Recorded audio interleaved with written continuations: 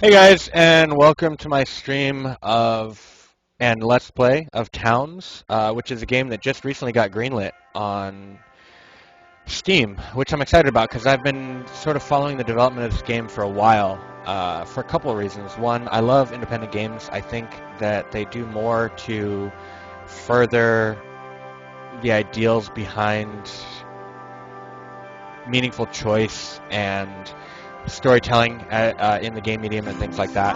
I'm also following it because it's a light version, in my opinion, and the developers will say differently, but I feel like this is a light version of Dwarf Fortress. And Dwarf Fortress is a game that I absolutely love, but I can't get anyone to play because the learning curve for Dwarf Fortress is so high. And I really think that the learning curve on Towns is going to be a little bit less. So I'm excited that it's now on Steam. Hopefully it's going to get an audience. I'm disappointed that most of the discussion chat on Steam has been pretty negative about Towns. I'd really like to encourage you guys to consider the fact that this is a very in-development game. It's still in alpha stage. Maybe they made the switch to Steam a little bit too soon. Maybe they didn't. I don't know. But it's in development. There's going to be features added. That's the thing about how independent games work. Minecraft had the same process at the very, very start. Minecraft is a very buggy, very alpha game, and it's developed over time and become really popular with a wide-ranging audience. So I would encourage you to give the same chance to Towns. That being said, chances are you're coming to Towns from one of two places. If you're a Dwarf Fortress player, I will tell you this. It is a simpler game. There's not as much being simulated. There's not as much going on. And basically, the deal with this, the one thing I would say to Dwarf Fortress players coming to Towns is that the individuals don't matter as much. So you don't need to worry about having like a legendary miner or a legendary stonecrafter or anything like that. The individuals that you're dealing with are not as important as just overall running the town. The other place you could be coming from is any other type of game, basically, than Dwarf Fortress. And if that's the case, what I would let you know is that unlike most of the games you're used to, you are not going to have direct control over the townspeople in your game. And so you have to, it's almost like a black and white with even less control. You give overall instructions, and then hopefully your townspeople carry them out in a reasonable fashion. One second. I'm just checking my audio levels. So the basic deal with Towns is the idea that we've all played RPGs. Fate would be a great example of this, by the way, because it's kind of freeform and widely available. Diablo is obviously a more popular RPG. But we go off into dungeons and we fight and we get gear and we come back to a town in order to trade and heal up and get food, maybe recruit some people to join us, things of that nature. Sorry, I'm being told that this is a little loud. The deal with Towns is the idea is that we're going to run the town that the RPG characters go to in between their dungeon adventures. So that's the basic concept. And guys, I love you, but if there's any possible way you could talk in the Twitch chat, it would make my life a lot easier. So yeah, the basic idea is that we're going to run a town that RPG heroes will come to restock, and then go down into the dungeons to explore and things like that. The maps are procedurally generated, much like in Dwarf Fortress or Minecraft or things like that. If you're just getting started, I would recommend a normal map. I haven't played a ton of Towns, but I will tell you that Jungle has a lot more hostile creatures. Desert is just overall harder to survive in. Mixed has a portion of jungle and desert in it, and Snow is just really, I wouldn't recommend that for at least your first 3 or 4 games. So we're going to get started on a normal map. And as this first Let's Play is titled, and I'm going to try to keep it to about 15 or 20 minutes, although I didn't start a timer, so I don't know how far in I am right now. The first concern for people playing Towns, especially if it's their first time playing, should just be keeping your townspeople alive. And I know that sounds kind of harsh, but when it comes to games like this, there are some basic needs, sleeping being one of them, food being one of them, Happiness being not necessarily a need, but something that you want to keep your eye on. And in towns, you can die of starvation pretty quickly if you don't take it into consideration. So a few basics about controls. Mouse wheel up or Q will rise you a level. And so you can see this unknown territory here is most likely because we're on a giant hill. So if I just scroll up with the mouse wheel, you'll see that that's the full hill right there. I can also use Q to go up and X to go down. That's X, and then this is mouse wheel down. That'll move you around the map. We obviously have a pretty big lake right here. I'm going to try to be on level 1 most of the time. Level 1 is ground level.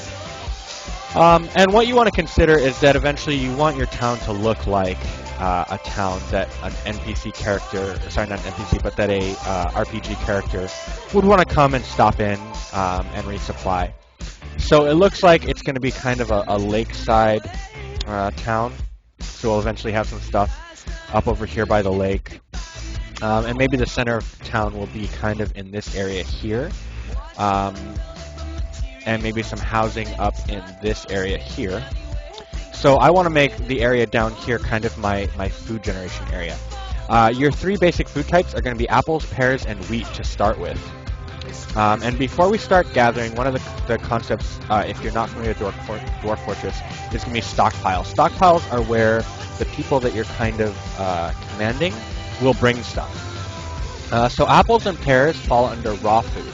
So I'm going to make a raw food stockpile. To do that, I hovered over the bottom. I'm going to try to drop the menus. Some of the menus are a little hard to drop. There we go. Cancel. Drop that one. Cancel order. Drop this one. So your bottom menu is going to have a lot of different features, but the one that we're doing right now is stockpiles. So we're going to do stockpiles and then go to a raw food stockpile, which is where pears and apples are listed. And we're going to make this, so I left click and then I'm going to drag down 6 tiles and then 2, 3, 4, 5, 6. So a 6x6 area stockpile for raw food. To manage the stockpile, obviously this is enabled for any type of raw food.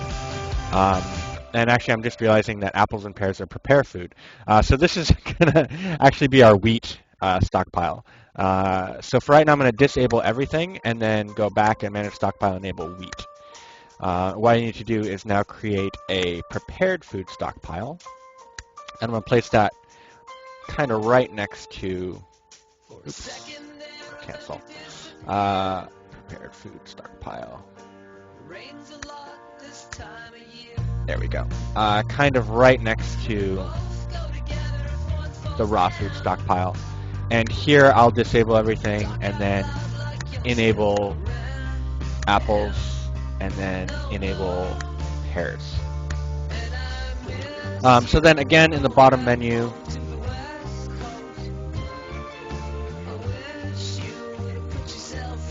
alright, I appreciate that, Jack. Inside this bottom menu you're going to find harvest. Harvest is a great way to pick fruit off of trees and also to get wheat. So this tile right here with the yellow straw going up, that's wild wheat, which we're going to need very soon. And then these trees with red orbs are apples, and the trees with green orbs are pears. So right now I don't really care between apples and pears. I want to left click to start my harvest area, and then I want to drag a large area to harvest from. And this way my villagers are going to harvest the apples and the pears, and they're going to bring them to the prepared food stock pile. Meanwhile, I do also want wheat. So another way to harvest is to right click on something that's harvestable and then left click on the harvest wild wheat. So I do want to harvest some wild wheat because it's necessary to harvest wild wheat before you can start a wheat farm. That's already being harvested because it was in my wide range. And as I said, in this first episode, my primary concern is showing you guys how to get your villagers fed in the long term, because I saw a lot of frustration from people who started a game and then had villagers die of starvation. And in games like this, it's not very well explained necessarily, and so getting you up and running in that is my primary concern. Okay, so now that we have the harvest command set, and for wheat, apples, and pears, I'm going to unpause the game and allow them to go and harvest those things, and you guys should see that they're going to start collecting food.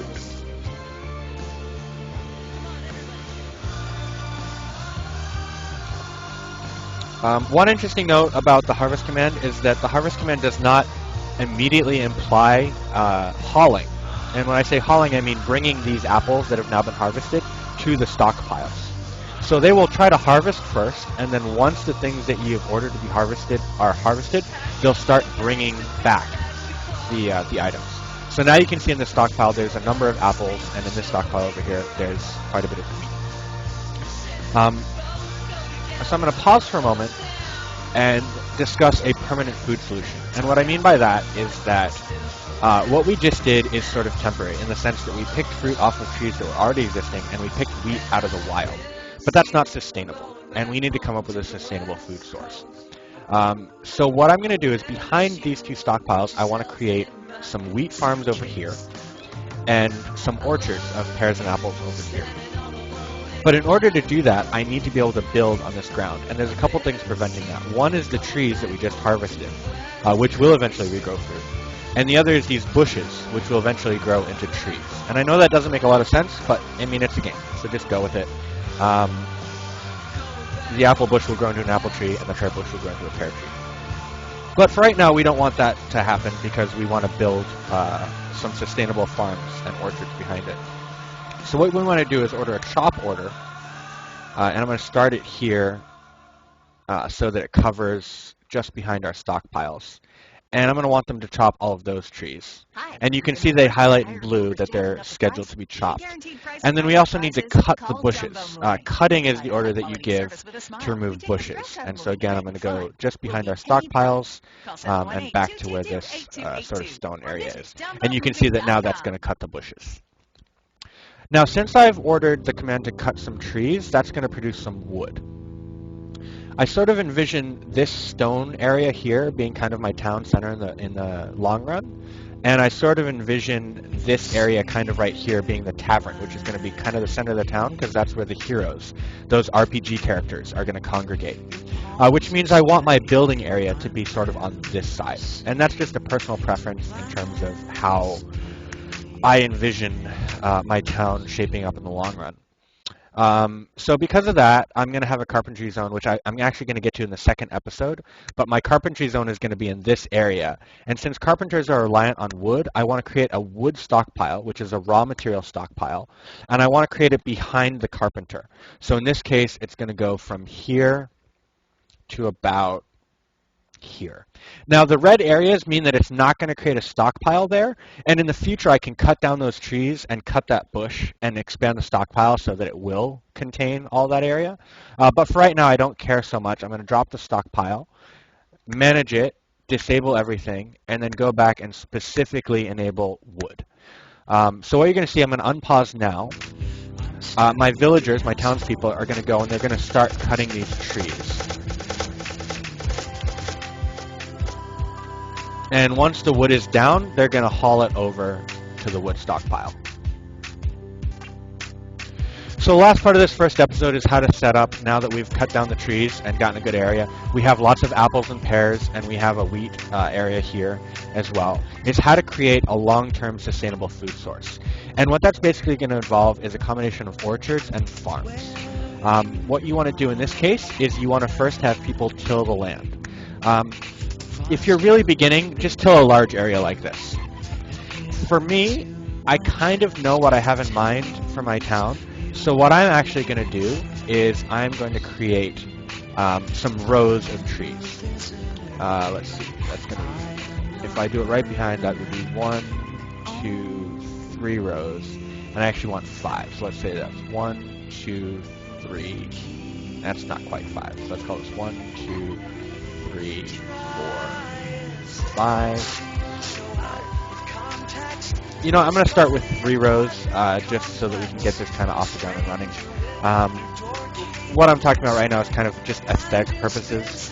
But I want to create a row that I can plant trees in here.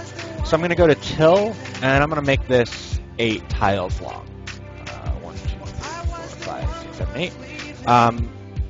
And then what you can see is that once you've laid that out, you actually no longer have the tilling as an option. So if you want to till multiple rows at a time, just hold